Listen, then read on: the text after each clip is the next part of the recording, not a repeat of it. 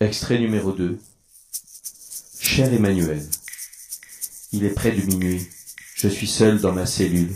Seul, comme depuis le début. Cela fait déjà plus de 3 semaines que je suis ici. Pas étonnant que je ressente des présences qui n'existent pas et que l'on souhaite presque voir se matérialiser, tellement on a besoin que quelque chose se produise. Presque tous les prisonniers connaissent maintenant la raison de mon séjour ici. Je commence à avoir peur. Dès les premiers jours, les matons m'avaient prévenu. Goguenard, mon gars, ça va être dur pour toi. Ce que t'as fait là, on n'aime pas trop ici. Je te promets bien du plaisir avec les autres prisonniers. Je te jure, c'est ce qu'ils ont dit. Ils m'ont fait comprendre à demi-mot qu'avec un peu d'argent donné régulièrement, ils pourraient faire quelque chose pour moi.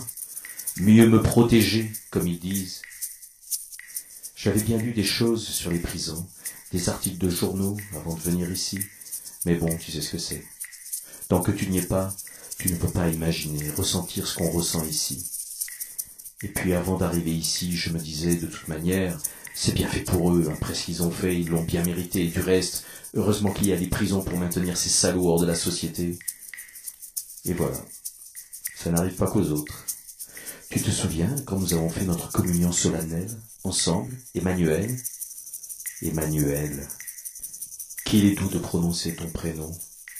Pouvais-je m'imaginer, quand je tenais ce cierge aussi gros que moi, quand la lumière de printemps peignait les couleurs de la rosace de notre petite église de village sur nos grandes aubes blanches, quand je regardais ton visage inquiet que de la cire chaude puisse tomber sur tes souliers vernis, tout neufs. Ah, c'était ta seule inquiétude, car pour le reste, quand tu ne surveillais pas ton cierge, tu me souriais, et tu riais parce que je riais de ton inquiétude. Pouvais-je imaginer que je finirais là? Un enfant peut-il imaginer cela? Et comment pouvais-je imaginer que ce jour de communion puisse être resté dans ma mémoire, après coup, moi qui ne manquais pas une occasion de me moquer du curé et de ses sermons rasoirs, nous autres qui chahutions tant durant le catéchisme, et là, je ne sais pas pourquoi, peut-être les visages concentrés et insouciants à la fois, la lumière pure de la fumée, cette matinée ensoleillée, le visage bonasse du curé qui, tu t'en souviens sûrement, confessait ses paroissiens dans sa vieille quatrelle, parfois en conduisant même, et nous donnait là son regard bienveillant et un peu triste déjà, certainement, de soupçonner les destins de certaines de leurs vies à venir. Ton œil légèrement froncé, Emmanuel, toi la fille du marchand de stores du pays, veillant à ne pas faire couler la cire sur ses chaussures et qui soudain relève son visage vers moi. Je revois ton sourire liquide, eau de roche brute, sans but, sans calcul, ta peau couleur d'olive qui dit que tu viens du plein sud, de par chez nous, tes cheveux noirs du même tonneau, le teint mat dans l'aube blanche. Quand j'y repense, quelle perfection, quelle harmonie. Comment cela peut-il disparaître un jour? C'est impensable. Et en même temps, comment ai-je pu retrouver cette image? Notre image, j'espère. Comment, après tant d'années d'errance et d'errement, est-il possible de retrouver les empreintes de souvenirs si diffus, les fichis d'un disque dur que l'on croyait fichu à jamais? Y a-t-il une once de pureté intacte dans l'individu qui lui permet de retrouver dans sa médiocre vie le souvenir de la moindre seconde de bonheur parfait? Est-ce l'effet du péché originel, tout à coup dissous par l'âme qui se gonfle, l'âme qui se souvient? Qui se souvient de quoi exactement? Je crois que seule une situation tragique, comme la vie finit toujours par nous infliger, peut nous servir d'archéologue.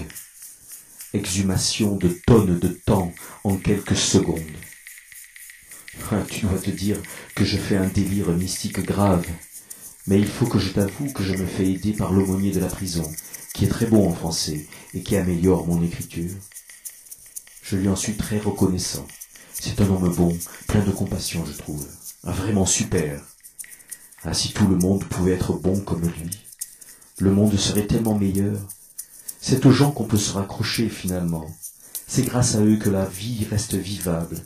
Et c'est paradoxal, non? Au fait, sais-tu si ce brave homme qui était notre curé est toujours vivant? Ah, que j'aimerais le revoir. Mais il faut que je te laisse. On frappe sur le mur d'à côté et je ne sais pas ce que c'est. Je t'embrasse. David. PS. Que penses-tu de mon style? J'en suis assez content. Heureusement qu'il y a l'aumônier de la prison. Il est très à l'écoute de nos peines et m'aide à rédiger mes lettres. Mais ça, je te l'ai peut-être déjà dit. Oui, je te l'ai déjà dit. Merci, Emmanuel. Merci. C'est grâce à toi que j'écris.